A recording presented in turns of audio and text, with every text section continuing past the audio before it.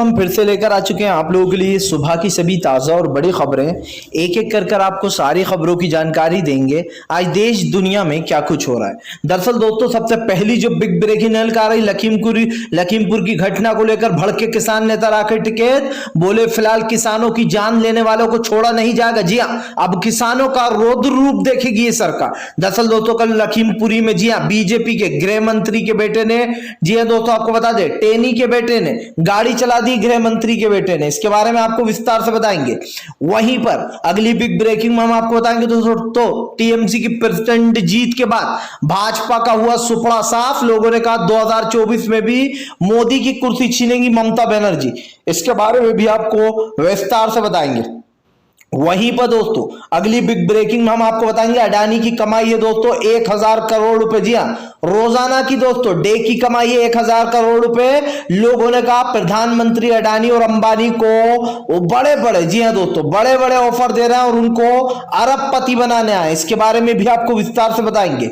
वहीं पर अगली बिग ब्रेकिंग में हम आपको बताएंगे दोस्तों, तेजस्वी यादव के खिलाफ ही तेज प्रताप ने खोला मोर्चा। बोले फिलहाल लालू प्रसाद यादव को भी धीरे धीरे खत्म करने की कोशिश हो रही है। जी हाँ, इसके बारे में भी आपको विस्तार से बताएंगे।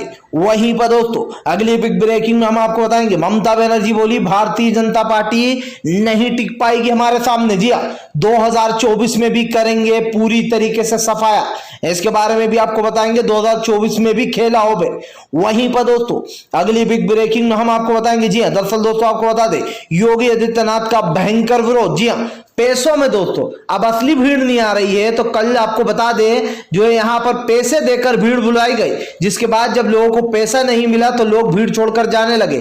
जब उनसे पूछा गया कि आप यहां क्यों आए थे, किसने बुलाया, तो लोगों ने बताया हमें तो यहां फोन लगा के बुलाया गया था पैसा देकर। जी हां दोस्तों, सोचिए अब योगी सरकार में भीड़ नहीं आ रही है दोस्तों, भीड़ नहीं आ रही है तो पैसे देकर जो यहां पर बुलाया जा रहा है। इसके बारे में भी आपको विस्तार से बताएंगे। वहीं पर दोस्तों पंजाब सरकार का बड़ा फैसला। जी हाँ, 25,000 रुपए का दोस्तों 25,000 के कर्जे माफ किए जाएंगे अब छोटे किसानों के। दरअसल दोस्तों आपको बता दें चरणजीत सिंह चन्नी ने बड़ा ऐलान कर दिया। इसके बारे में भी आपको विस्तार से बताएंगे। वहीं पर दोस्तों अखिलेश यादव का सीएम योगी के ऊपर बड़ा हमला। बोले फिलहाल किसने हक दिया गृह मंत्री के बेटे टेनी को कि वो किसानों के ऊपर गाड़ी चढ़ा दे। 3 की मौत हो गई, कई लोग घायल बताए जा रहे हैं दोस्तों।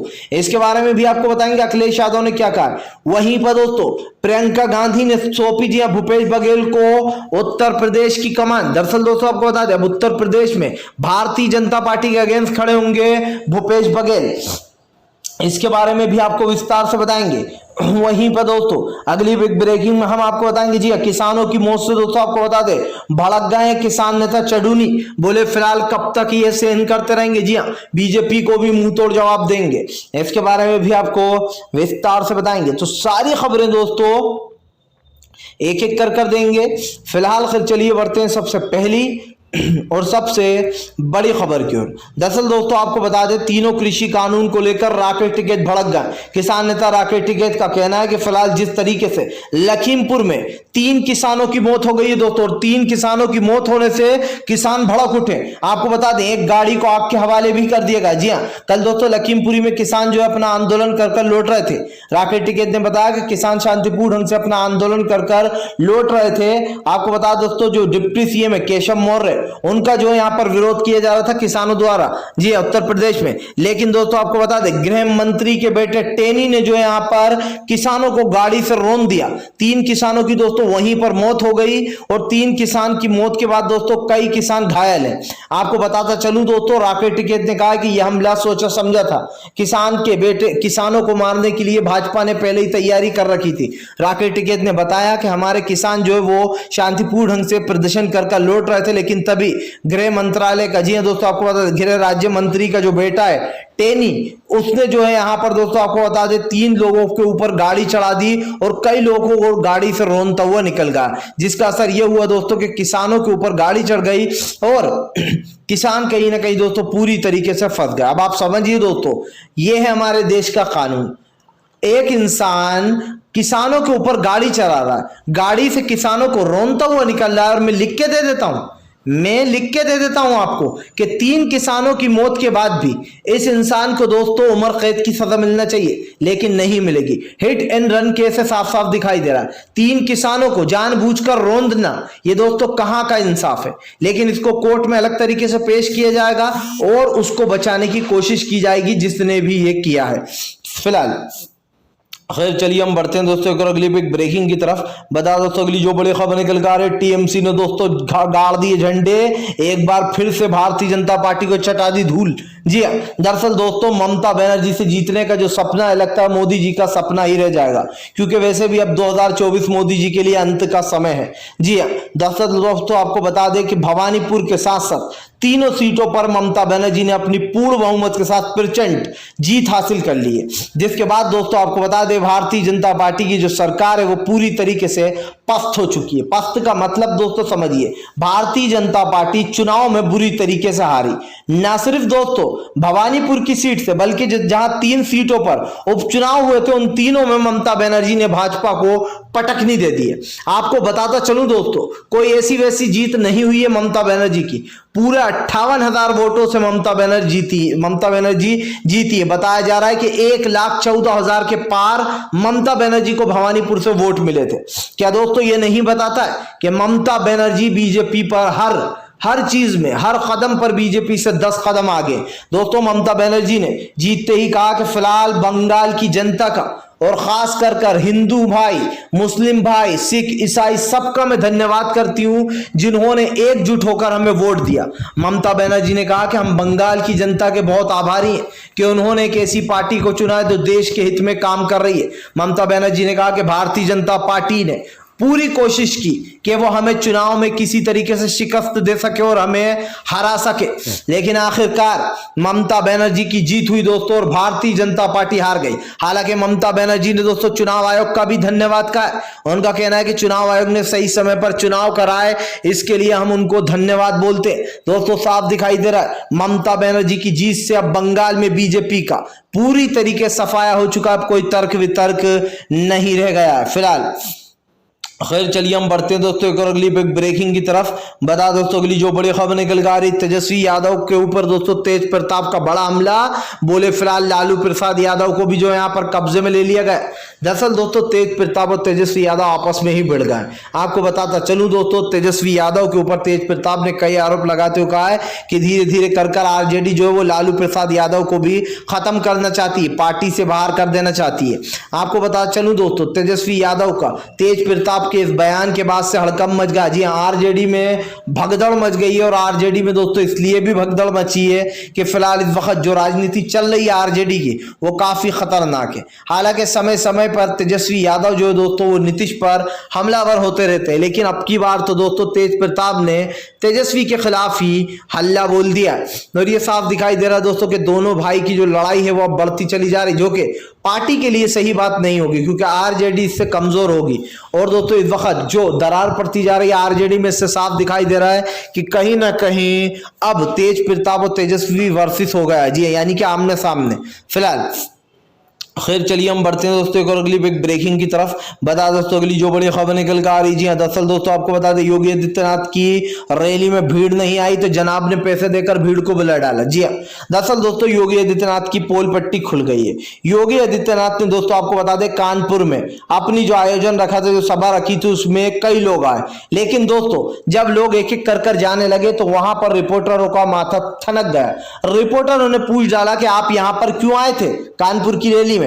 तभी भाई यहां पर लोगों ने बताया कि हमें तो फोन लगा के बुलाया गया था, पैसे देने का वादा किया गया था, लेकिन हमें किसी ने पैसे नहीं दिए, इसलिए अब हम वापस लौटकर जा रहे हैं। सोचिए दोस्तों क्या हालत हो गई है भारतीय जनता पार्टी की कि इनकी रैलियों में भीड़ तक नहीं आ रही है। ये कितनी ही कोशिश कर ले दोस्तों भाजपा, लेकिन एक बात तो तय हो गई है कि इनकी बुरी तरीके से हार हुई है। और क्यों हुई है दोस्तों, इसका मतलब भी आप समझ लीजिए। भारतीय जनता पार्टी ने यह कोशिश करी कि वो किसी तरीके से अपनी साख सत्ता को बचा ले, लेकिन दोस्तों कानपुर में जिस तरीके से आम जनता को पैसे देकर बुलाया गया योगी आदित्यनाथ ने अपनी रैली में, वहां पर तो पैसों वाली चीज भी अब काम नहीं आई, लोग भाग निकले। और क्यों भाग निकले दोस्तों? क्योंकि इस तरीके से जिस तरीके से ये किया जा रहा है दोस्तों, ये साफ दिखाई दे रहा है कि इस वक्त जो जनता है वो काफी ज्यादा गुस्से में है। और क्यों है दोस्तों? ये आप भी जानते हैं, कानपुर के जो हालात है इस वक्त और जो सरकार कर रही है वो राजनीति दोस्तों आपके सामने। सरकार कितनी ही कोशिश कर ले ये बताने की कि हम सही हैं तुम गलत हो, लेकिन दोस्तों इस सरकार की बुरी तरीके से फजियत हो गई है। और फजियत भी ऐसी दोस्तों कि आज भारतीय जनता पार्टी पूरी तरीके से बौखला चुकी है, क्योंकि दोस्तों इसको पता चल गया कि उत्तर प्रदेश में भी हमारी करारी हार हो रही है और बीजेपी ये कभी नहीं चाहेगी दोस्तों कि उत्तर प्रदेश में उसकी करारी हार हो जाए। इस बात को दोस्तों आप और हम झुटला नहीं सकते कि बीजेपी की सरकार का पूरी तरीके से दोस्तों बेड़ा गर्क हो गया है। ना सिर्फ बेड़ा गर्क बल्कि भारतीय जनता पार्टी रोड पर आ गई। और रोड पे आने का मतलब तो आप समझते होंगे दोस्तों कि इस वक्त बीजेपी कुछ भी कर ले लेकिन वो दोस्तों बचने वाली नहीं है। और क्यों नहीं बचने वाली है दोस्तों? क्योंकि बीजेपी ने लोगों को धोखा दिया है, लोगों को ये समझाने की कोशिश की है कि हम तो सब कुछ सही कर रहे हैं। जी हाँ, लेकिन जब कानपुर में पैसे देकर आप भीड़ को बुला रहा हो तो जनता समझ चुकी है कि बीजेपी का दिन जो है अब उल्टी गिनती शुरू हो गई है। फिलहाल खैर चलिए हम बढ़ते हैं दोस्तों एक और अगली बिग ब्रेकिंग की तरफ। बता दोस्तों अगली जो बड़ी खबर निकल कर आ रही, 3 किसानों की मौत दोस्तों, कई घायल। जी हाँ, दरअसल दोस्तों आपको बता दें कल जो यहाँ पर जबरदस्त तरीके से हंगामा हुआ। जी हाँ, लखीमपुर में दोस्तों जिस तरीके से बीजेपी के गृह राज्य मंत्री के बेटे ने दोस्तों गाड़ी चढ़ा दी किसानों के ऊपर, और वो भी ऐसे वैसे नहीं, जानबूझकर गाड़ी को भगाया गया ताकि किसानों के बीच में से गाड़ी को निकाला जाए। दोस्तों दरअसल केशव मौर्य का विरोध किया जा रहा था, केशव मौर्य का विरोध किया जा रहा था किसानों द्वारा। उसके बाद किसान शांतिपूर्ण ढंग से लौट रहे थे। राकेश टिकैत ने पहले ही कहा था कि अगर किसानों को चोट पहुंची तो इसका अंजाम बीजेपी भुगतेगी। और दोस्तों यकीन मानिए बीजेपी के नेताओं ने जानबूझकर किसानों के ऊपर गाड़ी चला डाली, जिसके बाद अब भारतीय जनता पार्टी पूरी तरीके से घिर गई है, क्योंकि किसानों ने यह ऐलान कर दिया कि फिलहाल अब वो बीजेपी को छोड़ने वाली नहीं है। जी हां दोस्तों, आपको बताता चलूं कि गुरुनाम चढ़ूने ने ऐलान किया है कि अब किसानों का बदला लिया जाएगा। जी हां, जिसने भी किसानों के साथ ये किया है उसको उतनी ही सजा मिलेगी। जी हां, सजा दिलवा कर रहेंगे। दरअसल दोस्तों जिस तरीके 3 किसानों की जान गई है, कई घायल हो गए, इसको लेकर अब भड़क गए किसान। ये तो बीजेपी ने और उंगली कर दी है। फिलहाल चलिए हम बढ़ते हैं दोस्तों एक और अगली ब्रेकिंग की तरफ। बता दोस्तों अगली जो बड़ी खबर निकल के आ रही है, आरजेडी के तेजस्वी यादव का जमकर विरोध, लोगों ने तेजस्वी यादव को दोस्तों किया ट्रोल।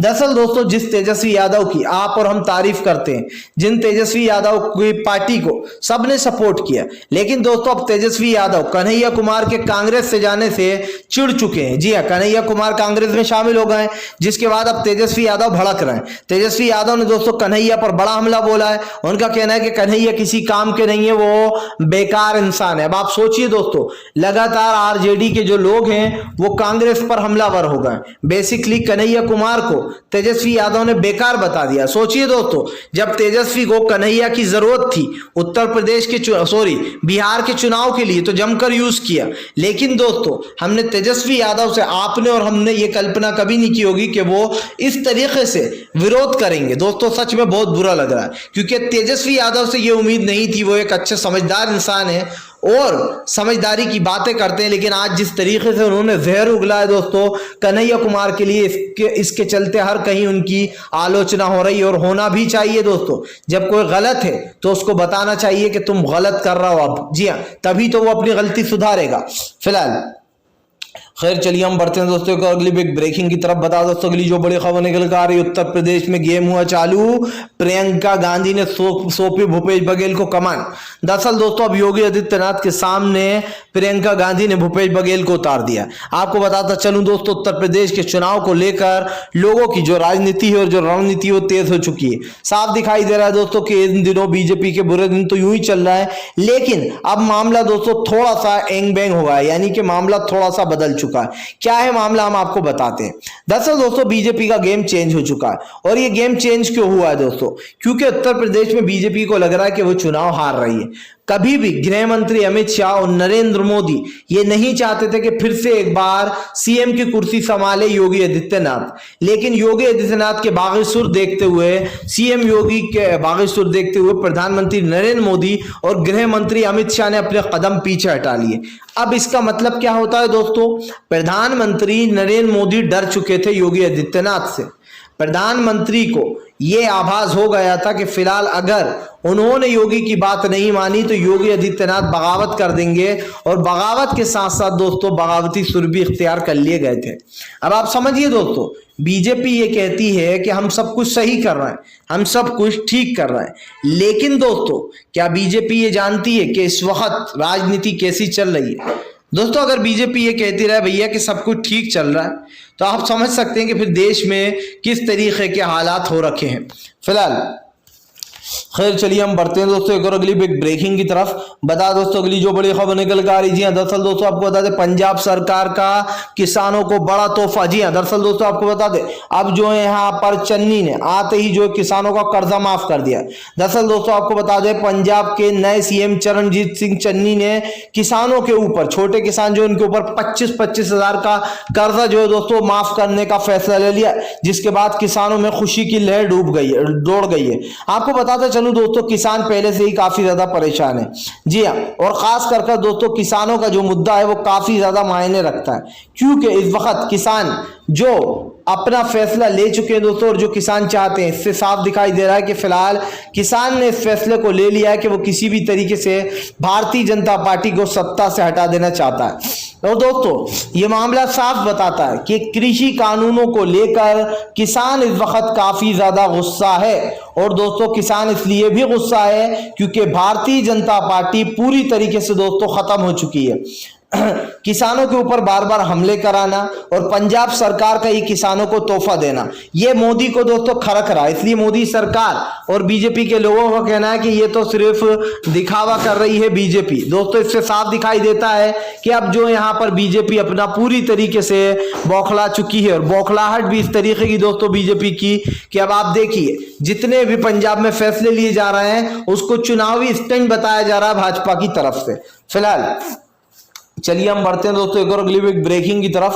बता दोस्तों अगली जो बड़ी खबर निकल कर आ रही थी, दरअसल दोस्तों आपको बता दें ममता बनर्जी का बड़ा ऐलान, बोले फिलहाल भाजपा को 2024 में हम ही हराएंगे। जी हाँ, दरअसल दोस्तों टीएमसी में खुशी की लहर दौड़ गई है, क्योंकि तीनों सीटों पर अपना दावा ठोकने को लगभग ममता बनर्जी ने ठोक दिया था। और शाम तक दोस्तों रिजल्ट आते आते ये पता चल गया कि ममता बनर्जी की जीत जो है वो 58,000 वोटों से हुई है। ना एक ना आधा दोस्तों, ना 2,000 ना 4,000 ना 10,000, पूरे 58,000 वोटों से ममता बनर्जी ने भाजपा की प्रत्याशी को पानी पिला डाला।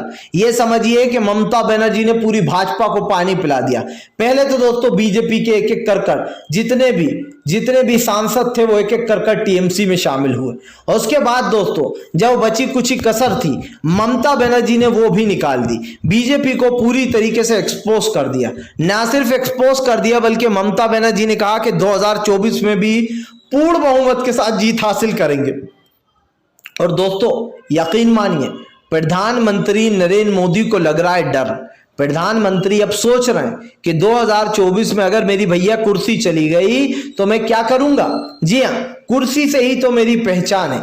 और दोस्तों यकीन मानिए बीजेपी ये कभी नहीं चाहेगी कि उसका हार हो, उसकी हार हो, या फिर दोस्तों सरकार जिस तरीके से आज लगातार दोस्तों सरकार जो काम कर रही है और जिस तरीके से सरकार की हार हो रही है, इससे दोस्तों एक चीज साफ हो जाती है कि बीजेपी आने वाले समय में दोस्तों अपने घुटने टेक चुकी होगी, और ये बीजेपी का सुपड़ा पूरी तरीके से साफ हो जाएगा। क्योंकि दोस्तों आने वाला समय बीजेपी के लिए सबसे घातक साबित होने वाला है। बीजेपी ने ये कभी नहीं सोचा होगा दोस्तों कि फिलहाल आने वाले समय में उसकी इस तरीके से हार होगी। और यकीन मानिए बीजेपी को दोस्तों हार तो होना ही है, क्योंकि बीजेपी कितनी ही कोशिश कर ले इस बार वो सत्ता में रह नहीं पाएगी। फिलहाल खैर चलिए हम बढ़ते हैं दोस्तों एक और अगली बिग ब्रेकिंग की तरफ। बता दोस्तों अगली जो बड़ी खबर निकल कर आ रही, जी हाँ दरअसल दोस्तों आपको बता दे अखिलेश यादव भड़के, बोले फिलहाल ये कौन सी इंसानियत है। जी हाँ, गृह राज्य मंत्री के बेटे टेनी ने किसानों के ऊपर गाड़ी चढ़ा दी, 3 किसानों की मौत हो गई, और उसके बाद भी भाजपा का ये कैसा रूप। आपको बता दोस्तों, अखिलेश यादव का कहना है कि अब वो दिन दूर नहीं है जब भाजपा के लोग न पैदल चल पाएंगे, न गाड़ी से उतर पाएंगे, ना ही घरों से निकल पाएंगे, क्योंकि किसानों से दुश्मनी लेकर दोस्तों कोई भी बच नहीं पाया है अब तक। ये दोस्तों अब तक का किसानों का रिकॉर्ड है।